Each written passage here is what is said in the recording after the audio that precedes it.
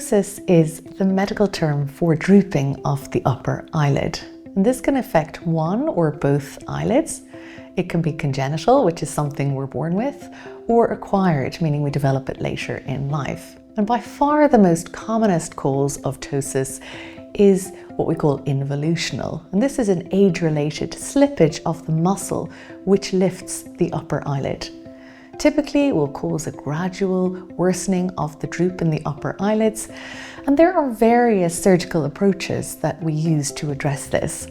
Other rarer causes can include neurological issues.